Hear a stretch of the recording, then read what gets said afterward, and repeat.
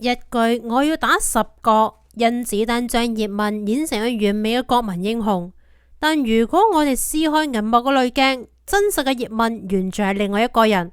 佢係佛山鬥蟋蟀嘅豪門少爺，50幾歲拋妻棄子逃到去香港，轉頭就同其他嘅女人同居生子，晚年更係染上咗鴉片，逼到弟子集體同佢決裂。最重要嘅係呢位功夫宗師一世人啊，甚至冇打過一次交，連正式嘅比武切磋都冇。一個道德上面有瑕疵，又冇咩實戰經驗嘅落魄拳師，憑咩嘢可以成為詠春嘅代言人呢？佢到底配唔配得上宗師兩個字？甄子丹嘅葉問又有幾分真幾分假呢？大家好，我係阿千，本期小為大講呢，我就嚟撕碎銀幕上面嘅宗師濾鏡，睇下葉問嗰啲鏡頭唔敢拍嘅真實人生，以及詠春呢一門小眾拳法被推上神壇背後嘅真相。一、桑原少爺，一世人冇打過幾次交嘅宗師。好多人都唔知道啊，葉問根本就唔係咩窮苦出身嘅武痴，佢係佛山鼎鼎有名嘅桑原葉家嘅少爺。葉家當然有幾咁風光，祖宅佔咗半條街，青磚雅屋連成一片，田產鋪遍周邊嘅鄉鎮，一家人淨係靠住收租啊，呢一世都唔使食飲食噶啦。咁樣人家出嚟嘅少爺日常係點嘅呢？着長衫上茶樓養畫眉鬥蟋蟀，得閒嗰陣時咧打返2圈麻雀練拳啊，咁同寫字聽戲冇乜區別，就係富家子弟嘅消遣，根本就唔係攞嚟討生活嘅本事。嗰陣時嘅詠春啊，亦都好金貴噶，學費高，規矩死，傳內不傳外，尋常人家連門都摸唔到，更咪話係系統科學啦。當時呢，佛山冇豐盛，洪拳、蔡李佛啊，周街都係開館收徒擺擂台，熱鬧到不得了。唯獨是詠春行嘅呢係小圈子路線，從來都唔張揚。陳華順一世人收徒啊，屈指可數。葉問係佢最後一個關門弟子，淨係拜師嘅見禮啊，就唔係普通人家可以承擔噶啦。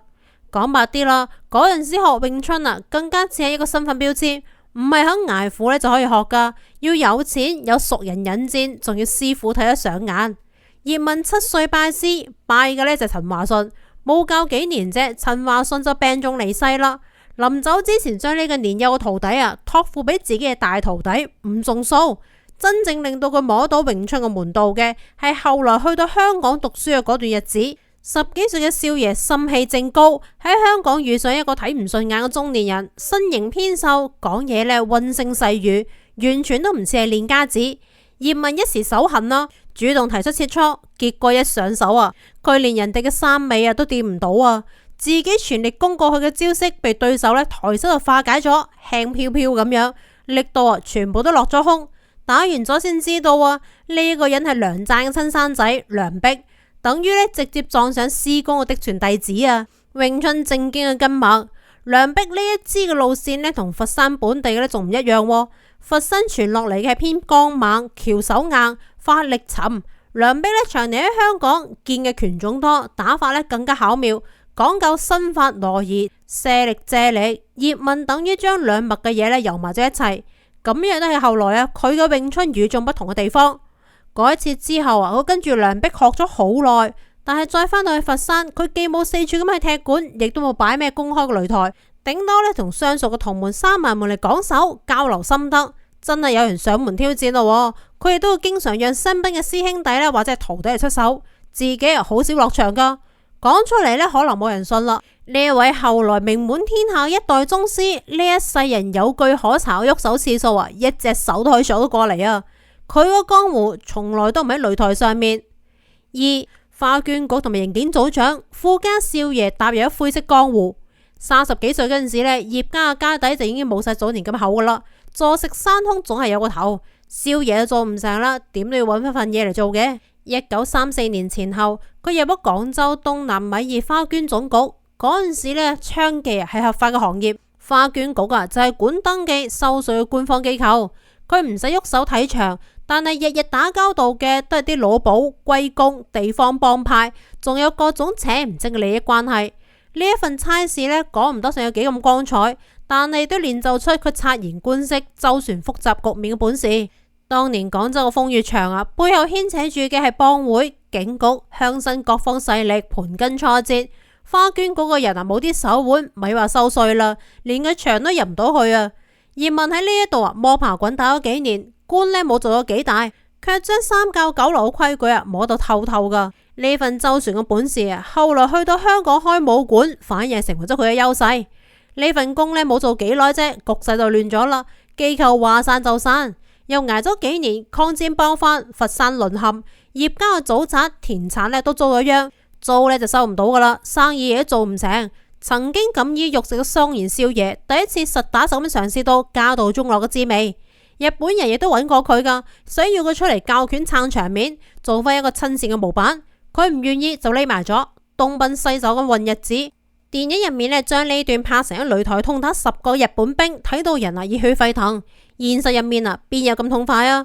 佢冇靠一場比武嚟吐氣揚眉，反而喺戰亂入面越混越難，好唔容易挨到抗戰勝利啦。佢轉行入咗警務系統，做起到刑警，後來仲當上佛山刑警第7組組長。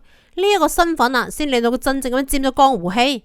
嗰陣時個佛山治安亂，散兵、土匪、地方幫派魚龍混雜，刑警隊辦案啦，淨係有槍都唔夠噶，仲要地頭熟、人面廣。葉問土生土長嘅佛山人，武林、商界、官場都有舊相識，辦起事嚟比旁人要順得多。民間傳嘅徒手制服持槍匪徒，手指卡入左輪彈巢，就係呢一個時候流傳出嚟嘅講法。真假經唔起細細嘅追究，但至少可以講明咗佢當時喺地方上面已經係一個有真功夫、有頭有面嘅人物。只係佢大概都冇諗得到呢份旁人羨慕嘅差事，日後會逼到佢有家不能歸。1949年局勢一變，佢之前嘅警務身份突然間成為咗大麻煩，同佢同期嘅唔少同僚選擇留低。後來嘅境遇都唔算係好。葉問消息靈通，亦都分得清輕重，佢冇咁猶豫撇低咗祖宅田產就走佬啦。有人話佢係惜命膽小，有人話佢識時務，但企喺佢嘅處境嚟睇，一個年過半百嘅人冇咗家底，冇咗靠山，除咗遠走他鄉，好似亦都冇其他更加穩妥嘅路線可以揀啦。等佢終於踏上香港嘅街面嗰陣時全身上下可以換飯食嘅就係得翻練咗幾十年嘅呢一手詠春。3、50幾歲流落香港，從少爺到教拳師傅。啱到香港嗰陣時葉問其實冇打算長期留喺度，就諗住先揾個地方落腳穩定落嚟，就將老婆張永成同埋幾個細路接過嚟，一家人總歸係要團聚嘅。1950年個仔葉準、葉正仲嚟到香港住過一段時間，細路仔唔習慣異鄉嘅日子，冇留咗幾耐就返咗佛山啦。點知第二年邊境一收緊，咁樣一隔就係一世啦。葉問冇返去，張永成亦都冇辦法再過嚟。後來好多年啦，佢好少向家入面寄信噶，偶然有弟子返去佛山，就會託人帶啲錢返去。張永成守住落敗嘅葉家，靠住個仔打零工嘅收入嚟過日子，捱到1960年去世，到死都冇再見過丈夫一面。而香港呢邊嘅葉問自己都就快養唔掂啦。一開始經人介紹去到港九飯店職工總會嗰度教拳，學生係咩人都係飯店嘅伙計、後廚嘅師傅、跑堂啲小弟，日頭做咗一日體力活夜晚仲要擠出1-2個鐘頭嚟教拳。呢啲人交唔起貴嘅學費，亦都冇功夫慢慢喺度磨基本功。佢哋學拳就為咗防身，為咗唔俾人哋欺負。過去喺佛山一套小黏頭就可以磨1-2年，師傅唔急，徒弟亦都耗得起。但係到香港呢度根本就冇人買賬啦。所以為咗留住學生，葉問唯有將複雜嘅動作拆開，降低學習嘅門檻，先教最實用嘅攻防動作，再翻轉頭補基本功嘅細節。老派嘅武師喺背地入面鬧佢糟蹋咗真傳，話詠春嘅底子都俾佢改到冇晒啦。但就係咁樣一改原本只有少數人可以學個拳，變成普通工人亦都可以練得起、用得上嘅本事。另外嗰陣時嘅香港武館大多數同幫會佔邊，開館噶唔係江湖大佬就係退役嘅武師，講究輩分排場，拜師儀式搞到格外隆重。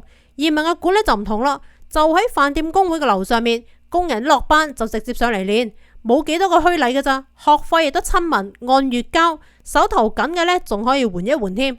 佢亦從來都唔會主動同其他嘅門派搶地盤爭名頭，有人上門切磋，可以推嘅就推，推唔到嘅亦都點到為止，從來都唔會結怨，就靠住工人之間嘅口口相傳，學生反而係越聚越多。後來地方唔夠用啦，佢就搬到去深水埗，再搬到去油麻地嘅達利街。武館有時候呢，就係一間天台屋，簡陋到不得了，刮風漏雨啊係常事。嚟嘅人呢，佢係越嚟越雜，50幾歲先正式開館收徒討生活。以前呢，桑園少爺嗰啲清高嘅架子啊，係一次次收學費、揾場地、氹學生留落嚟嘅日子入面啊，早已經磨得差唔多啦。但就喺日子啱開始有啲起色嘅時候，麻煩又嚟咯。4. 上海婆、鴉片同師門決裂。嗰陣時葉問喺香港呢，識咗一個上海嘅女人，門下弟子都嗌佢上海婆，冇人知道佢嘅名。一來二去，兩個人就住埋咗一齊，仲生咗個仔叫做葉少華。呢個時候啊，佛山嘅張永成仲喺度噶。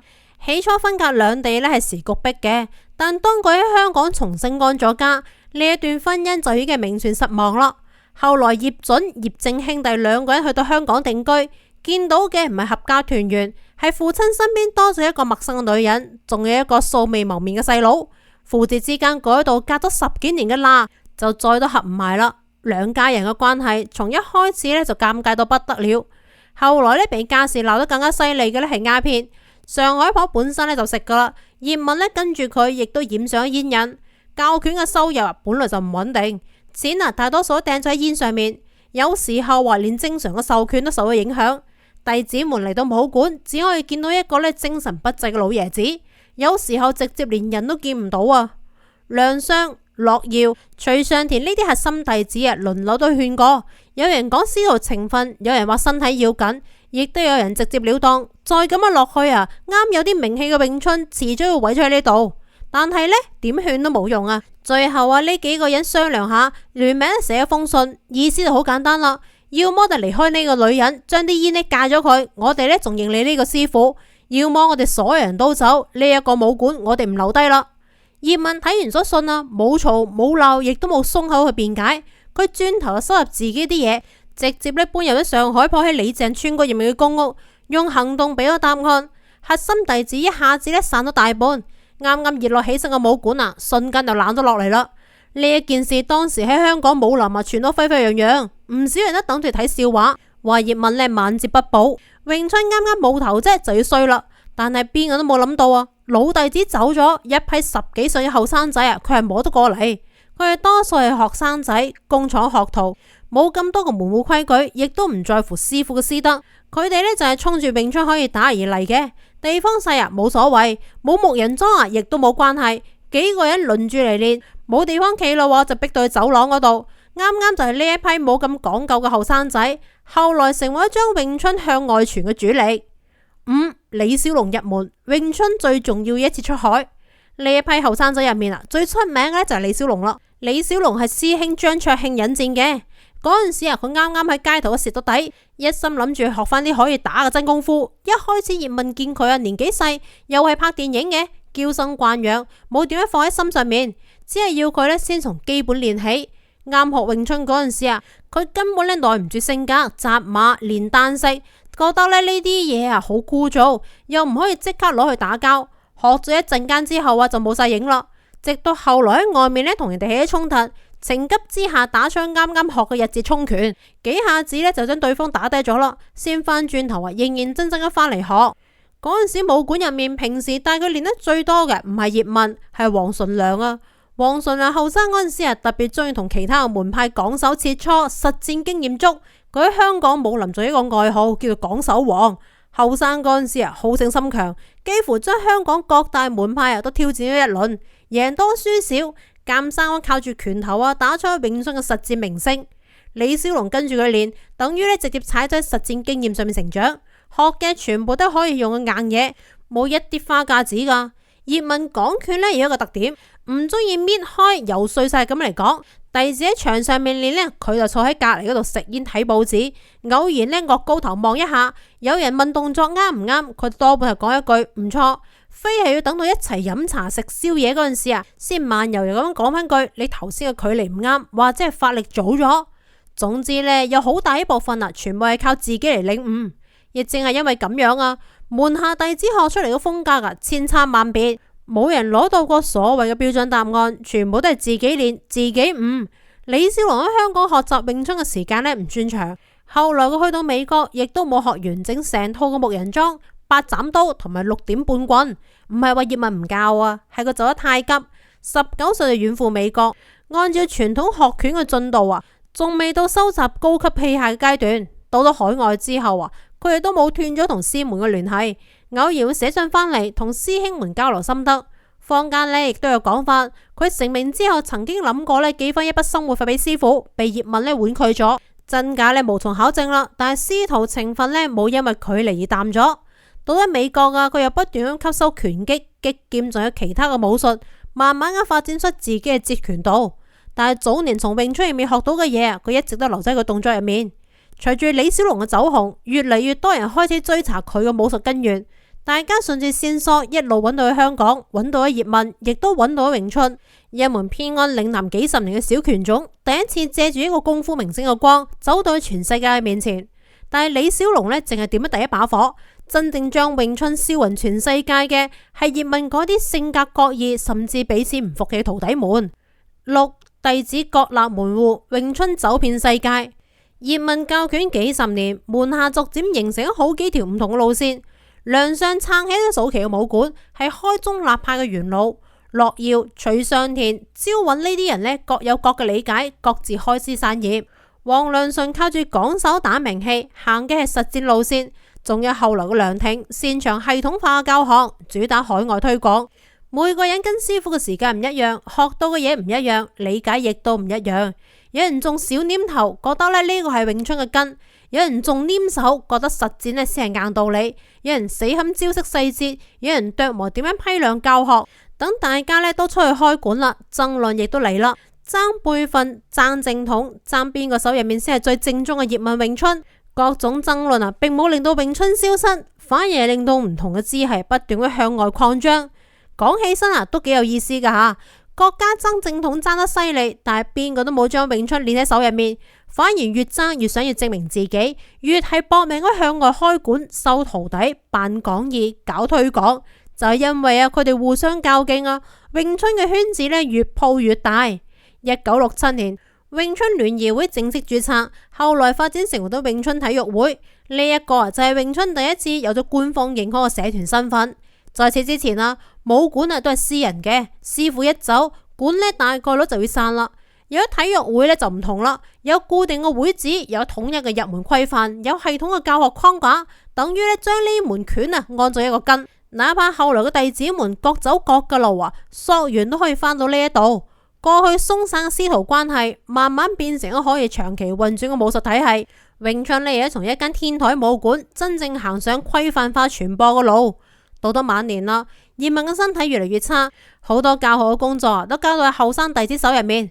再後來梁挺將詠春帶到去歐洲，喺幾十個國家開班授課。葉準、葉正兄弟兩個人亦都開始授權，足跡遍佈歐美、歐洲、東南亞。加上黃順良、徐尚田各支係向外鋪，冇幾年啫，世界各地嘅唐人街，甚至係本土城市入面都可以見到掛住葉問畫像嘅詠春拳館。1972年，葉問查出咗癌症，去世之前冇幾耐弟子幫佢拍咗一段示範小念頭同埋木人樁嘅影片。拍呢段視頻嗰陣時佢已經病得好重噶啦，身形消瘦，氣息亦都唔穩。